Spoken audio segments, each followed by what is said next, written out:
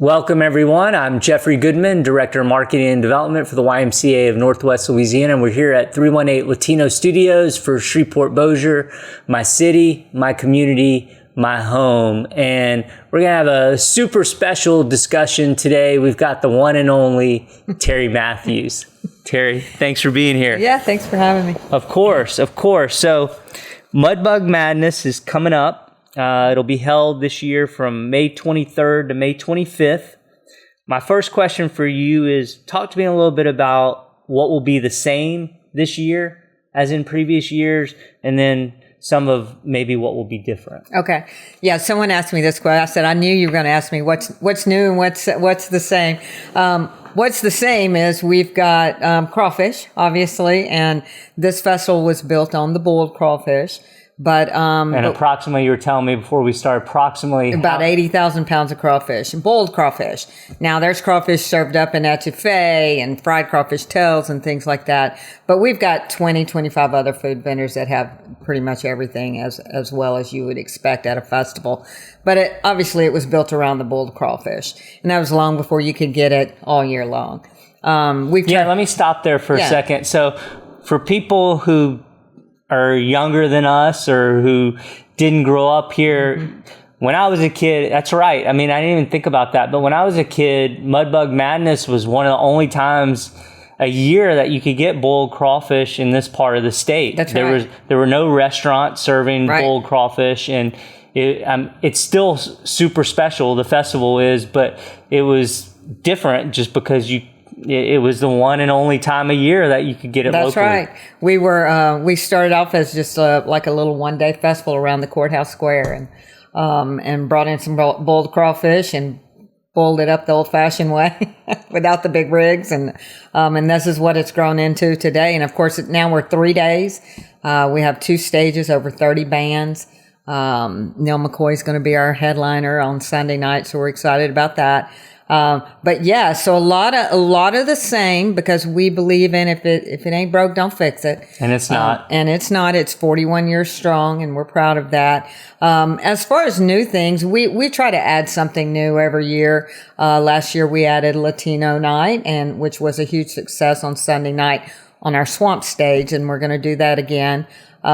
We've added a lot more country in the mix, because the folks from East Texas come over. That's a big demographic for us. And so we've added a lot more into that. And then we really beefed up our kids area. We have more kids activities, jumpies, inflatables, bungee things. They have their own stage, and so they have their own entertainment and things like that. So yeah, it's a lot of the same, and with just some new things thrown in. Yeah. Love that. All right. So, you got in this a little bit, but I'm going to lean on you today for a couple of aspects of history. Your involvement and commitment to Mudbug Madness are inspiring and deserve serious recognition. So tell me, as far as you know, when and how did Mudbug Madness first get started? I know it slightly, but not a lot, slightly predates your involvement. And what is it today versus what was it when you first started being a part of it? Okay. Well, yeah. I mean, like I said, it started as a one-day street festival back in 1984, right around the courthouse square. One little stage, one entertainer. Yeah, I think it was Wayne Toops probably. I'm pretty sure it was. Whose brainchild? Like who said? It's presented and promoted by Downtown Shreveport Unlimited, and we'll get into that. But that's a private nonprofit group. But even initially. But even then, because then it was a membership group. It was a membership of downtown business owners here who wanted to bring some activity and fun to downtown Shreveport, and pay homage to our southern Louisiana roots, and that's how it started. And so they came up with this Mudbug Madness concept, and here we are today. So yeah, that's how it started, and it has grown. And then of course I came along about 1993 as publicity chairman. My first career was in mall marketing, and I was marketing director over at Pierre Bossier Mall, and they asked me to do publicity for as a volunteer. And I did, and then became chairman. And I was chairman for over 30 years before I stepped into the executive director position. And just to clarify, when Terri says she was chairman, she was unpaid chairman of Mudbug over for 30 years, which is extraordinary. Yes. We have a great committee that works, a volunteer committee that works year round, and a lot of us have been with it for a very long time. As a matter of fact, we've got one committee member who's been with us from day one. So it's a very dedicated, loyal group. It's a labor of love, and even the new committee members that we add, I mean, when they come on, they take hold. So, which is new, which is a novelty these days.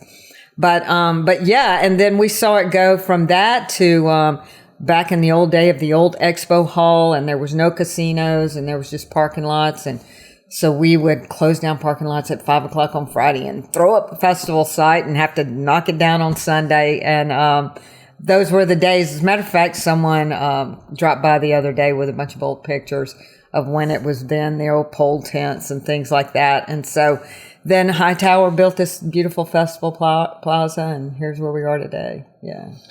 Which is exactly where I want to go, because I've heard you talk about this in previous interviews. So share some history, if you would, of how Festival Plaza came to be. Well, I mean, it was a great thing. It was just a black hole. For those who have lived here for a long time, I mean, we called it the hole.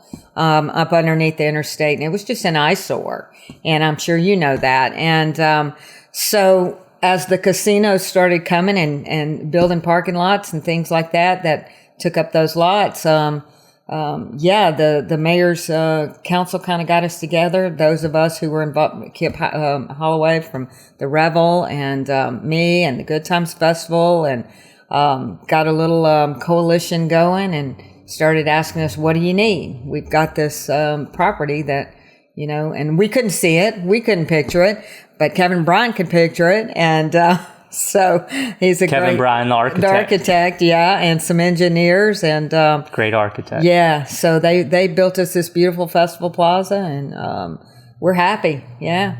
All of us. Yeah, it's amazing space. You guys use it, obviously. I think Revel, you use it do you use it for brew too? We use it for brew and for patty in the plaza. Okay. And then, of course, the other wonderful festivals that take place. Yeah, so it gets great use. It was a great addition to our community, a great addition to downtown Shreveport. Yes. And it's kind of what you see. When you drive across the interstate, that's what you see. And, the big, beautiful blue tower and the light poles and things like that. And so it kind of cleaned it up and gave us all something to look forward to. Yeah. And I see it on your shirt. You're representing today. You are Executive Director of Downtown Shreveport Unlimited, or DSU as many know it. And if I get any of this wrong, please set me straight. But you chiefly, based on my knowledge, oversee 4 key events. So tell me a little, if you could, about the 3 other events in addition to Mudbug Madness. We do one a quarter. So we have Patty in the Plaza, which is a St. Patrick's Day event. It's just a one-day event, the weekend of St. Patrick's Day, and it's just a party. I mean, obviously it's a fundraiser, but it's just a party, and to celebrate St. Patrick's Day. Then we have the Mudbug Madness Festival, which kicks off summer, and then in the fall and October we have Brew, which is a premier beer tasting festival. We started that when even before all of these craft beer places were going. And then on the Saturday after Thanksgiving, we do Rockets Over the Red, which is the big fireworks show and a little Christmas market and entertainment. And this past year, we added the first ever drone light show here, and it was fabulous. So we're going to continue that. Awesome. Yeah. All right, and you kind of went here a little bit, but we're going to go a lot deeper. You once said, this is a long quote from you. You once said, I believe we're supposed to give back to our community. I love Shreveport. Yes, it has challenges. I face them every day, but it's where I've chosen to stay. If I've chosen that, I need to give back. Mm-hmm. So my question is, how do we get our young people to think like you do, or the generations coming behind us to see this in the way that you see it? That's a good question, and I wish I had the answer. I do. We talked about this in the nonprofit cohort that I was in this morning, just as a matter of fact, about the fact that we've got to get people out of the house and into clubs and organizations and back to volunteering. that is how I feel about this community. You know, I own a production company as well, kind of on the outskirts of kind of closing that out. I try, but people keep calling me back in. Gumbo Productions. Gumbo Event Productions. And, but, you know, we do tents and tables and chairs and sound and lighting, things like that. And I swear at some point, my feet have walked on every parking lot or every fairground or every field in this community, not just downtown, across Shreveport and Bossier. And I just feel like it belongs to me. But that's because I got out at a young age and I was involved. And that's what's going to make people feel like that, is if they've got to get out from behind the computers and the streaming and the phones, and they've got to get out and not only get themselves involved, but teach their kids how important it is to volunteer and be a part of the community. There is, so talk it's about fractured that right now. Yeah. Before we started, we were talking a little bit about your 7th graders. So as a parent, what sort of modeling do you do to kind of set that spark or plant that seed for her? Well, I make her come down the festival side and help set up, and she works the little Pepsi booth and things like that. So she has a good dose of it. She also comes and helps me set up events that we do with my company.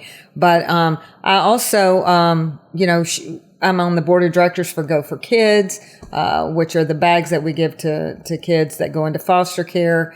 And so she sees all of that. She was a foster baby, and so she sees all of that in motion.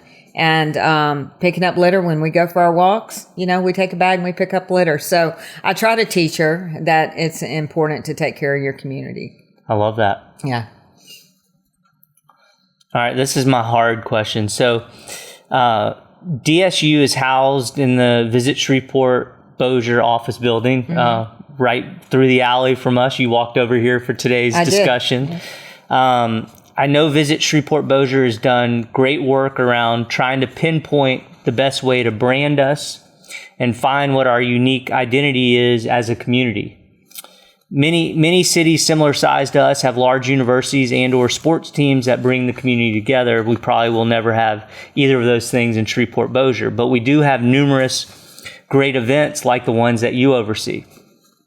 So all that to say, because I think about this all the time, about the Y where I work. My question is, how do we take what happens during your events, the palpable community pride and everyone coming together, and make that more of a recurring part of our daily lives here in Shreveport?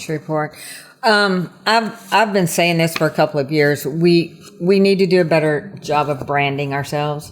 We're not the city of festivals. We've got that in New Orleans, but we are a city of things, of fun, of things to do.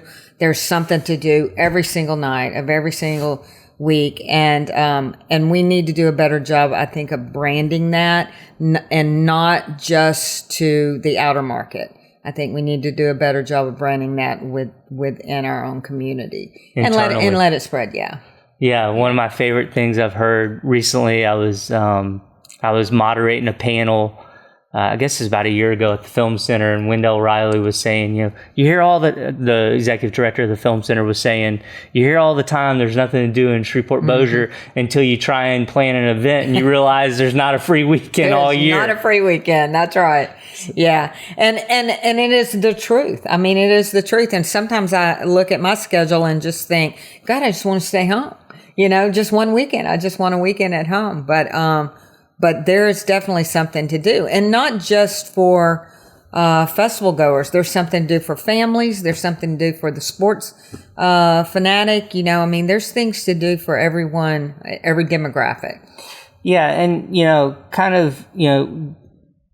special things and magic happen at your festivals. They happen at the Y. Like I go in the Y and I see every age, I see every color, I see every social class, and there's no tension. I mean, right. it all works. And I'm like, how do we bottle this and have this every day in our community? And so that just kind of I'm like, okay, these these events do it beautifully. The Y does it beautifully, but then they walk outside the Y and it's not the same. Or your events end and it's not the same until your next event starts up. And so I just wonder, like, how can we have more of that? Yeah, I think a lot of it has to do with, and Bob Thames and I were talking about this yesterday, is doing a better job of communicating among all of us who do the events. Not only communicating among us, but then taking what we have as a package and these days you have to put it in people's laps, because it's so noisy out there. You have to be so incredibly noisy to break through. It's so fragmented. I mean, it's not the old days of placing 3 TV stations, a newspaper ad, and a couple of radio. It's not that. Right. Because everybody is getting their information from 1,000 different directions. And it's hard. I'm not going to lie to you. There's not an equation for it. It is hard. But we need to find a way to get it all together and get it in their laps. And be selfless, I guess, about it is sort of what I hear you saying too. What I mean by that is, don't just promote the things you're interested in, but be willing to share information about things your friends are doing or things people you look up to are doing, and make it bigger than just about you and what you're doing. Right. And that's one thing that we, Downtown Shreveport Unlimited, is going to be working on this year, is especially for downtown, because that's where our mission is downtown. And that is getting more of a database going so that we can promote not only what we're doing, but we want to promote the musicians that Noble Savage has, or Blind Tiger has, or the movies Robinson has, and take it and not only promote it within downtown, but promote it to the community as a whole. That come downtown, there's all this stuff going on. Yeah, so we're I love that. Try to get together and do that with the folks at Andrus. They're going to take half downtown. We're going to take the other half. And we're going to have Bob on here in like 6 weeks, I think. We already have him scheduled. Yeah. We hadn't had him on yet, but he's on the calendar, so he's coming. Great guy. Yeah. I'm looking at you and I'm looking at your logo. Awesome. People can watch this or people can listen to. So for people listening who can't see Terri's shirt, so they've got a logo with 4 little icons, and they've got a crawfish, a shamrock or a 4-leaf clover, a fireworks icon, and a beer mug, which again just is a great way of describing the 4 main events that DSU oversees. I love that. Thank you. This is a brand new logo. And that's one thing we're trying to do. There are 3 Ds, and you and I talked about this at, I think when we met earlier. There are 3 Ds. There's DDA, DSDC, and then DSU. And it's really hard to separate ourselves. And most people think of DDA, the Downtown Development Authority. Former Mayor Cedric Glover oversees. Exactly. Now. And they're more about what it says, development, getting people in these buildings downtown, and property standards upkeep and things like that. Our mission, DSU's mission, is to create a vibrant downtown experience for all who visits. So we're more that quality of life arm. We all used to be housed in the same building. We all used to have one executive director, but we did split off when we became a non-membership nonprofit, and so when approximately did that occur? That was probably, I want to say, late 90s. Yeah, late 90s, something like that. Well, we've talked a lot on this podcast, and I've talked a lot outside of this podcast. I think this city only fully works if downtown works. I'm a huge advocate and proponent of downtown. I want it to just get better and better. I mean, it is getting better and better, has a long way to go, but I want to do everything I can to promote downtown. And I know that how critical it is. I mean, I see it as our community's spinal cord. I mean, if we don't have it and it's not healthy, then our city and our community aren't healthy from my standpoint. Yeah, and I totally agree. I do believe that a downtown is the heart of a community. And we've seen better days. I mean, I worked my way through college at Commercial National Bank, and I was trained at the original CNB right down here. I remember, which is now Regents Tower, right? Which is now Regents Tower, yeah. And I remember the days of it just being vibrant. The people walking around the streets and And of course, I'd love to see that again. And I know Cedric and DDA are working hard on getting more residential down here. And hopefully we'll follow suit with more things for people to do on a daily basis with restaurants and shopping and things like that. Is that in the future? Is that not tomorrow, or the next day, but coming? I hope so. But in the meantime, there's a lot that we can do. And the people who don't work or live or play downtown that are in our community, we want everybody to come down here and see what we've got. We've got great little restaurants and, and events. Incredible events. Yeah. So the aquarium, Cyport, we've got all kinds of things down here that we really want people to come down and see. Amen. Yeah. Well, Terri, those are my set questions. Are there other things I didn't hit? I did tell you before we started, I have memories of when I was in high school. My best friend in high school and I were both we thought we were very fast crawfish eaters, and we decided one year to participate in the celebrity, or not the celebrity, just the crawfish eating contest at Mudbug. And I remember people eating the mud bugs whole next to me. It's unreal. I can remember a time when, and we had to start kind of putting boundaries on it because it was costing us a lot of money, the amount of the free crawfish these guys would eat. And y'all still do the contest, We still do the contest on Saturday for the men and then on Sunday for the women. But we did have to put some boundaries on the time limits because in 30 minutes, when we used to do it in 30 minutes, these guys would eat 50 pounds of crawfish. I mean, it was crazy. Wow. And just flying everywhere. And, but yeah, it's a lot of fun. And those guys, you're right. They can pack some away. So what are the rules, in 2025 for the? Well, it is, we've shortened it to like 15 minutes and now the women are only like 5 pounds.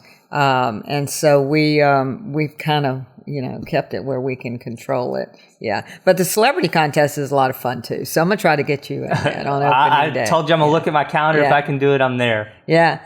And so what I would ask people, it's always Memorial Day weekend. It's always Friday through Sunday. I know a lot of people go out of town. If you're on the cusp, we've got something great for you to do here if you stay in town. So we hope you'll join us. And then, of course, our other events. And just want you to come out and support. Want everybody to come out and support. It's right here in our own backyard. And y'all have a website to see the calendar of events. Should you buy tickets in advance? For Mudbug, we don't. For Patty in the Plaza and Brew, you can buy tickets, but you can also buy them at the gate. But for Mudbug, it is it's at the gate only, and it's $10. Now Friday up until 5, it's free. So we want everybody downtown who's working downtown to come and have lunch. We have lunch specials. We have happy hour if you want to take off early. And it's family friendly. Bring your entire family. Yep. And people come in from Texas. People come in from Arkansas, from everywhere. Texas, Mississippi. Yeah, I mean, we have a group that comes in from Pennsylvania about every 3 years. They plan a little family reunion here. And but we've had people, of course, we have people from far away as Massachusetts, Florida, Texas, everywhere that come over. And they may not make it every year, but it's on their agenda to come back as often as they can. But we draw from wide open. Yeah. Yeah, it's one of the great events in our community. It makes me very proud. I know how hard you work to keep the quality of it at an extremely high level and top shelf. So I commend you. Thank you. Commend the whole team. And anything else, Terri? I will definitely be at Mudbug Madness at some point this year, and I'm looking forward to it. Good. Yeah, and support all of our events, because one thing I did want to add, downtown Shreveport, we're not just about events. We, we do other things to enhance, like all of the riverfront Christmas lighting. That's us. And so we that's DSU. That's DSU. We install and maintain all of that and the big Christmas tree that sits down on the riverfront. This past year, we added an RGB kit to it, so it's dancing and singing and things like that. We also maintain the fountain in front of Riverview Theater. It was down for many years, and so the city granted us permission to take over that. So we repaired it and monitor that. We're hopefully going to be working on putting banners up on the street poles and things like that. So we do a lot of things other than events. We really want to create that experience in downtown, and we know that a lot goes into it. So, we plan to do our part, and I hope that if there are any other downtown businesses that want to team up, we'll work with you. Yeah. So you guys are a 501c3, is that right? We are. So how can people, aside from, you're probably participating in Give for Good, is that right? Or, we have never done that. And one thing we're going to have to do is start doing grants, going out for grants. We've not ever done that. We've always just depended on private contributions, which have been wonderful. But as things get tighter, expenses get higher. Yeah. So we're going to do that. So we'll probably be doing some Gift for Good next year. Great. Yeah. So they're a 501c3 for people who want to support and see the wonderful and important work that DSU does. Continue, certainly attend their events because that's an important part of their revenue, and support them that way. But you can also support them in the same way that you support other nonprofits in town who rely on local dollars and local financial support. That's correct. Yeah. Yeah. Okay. Yeah. Terri, anything else? I think that's it. Thanks for being here. Yeah, I enjoyed it. Absolutely. Me too. I appreciate all that you do, and look forward to seeing you soon. Yeah, thanks for promoting us. We appreciate it. Oh, absolutely.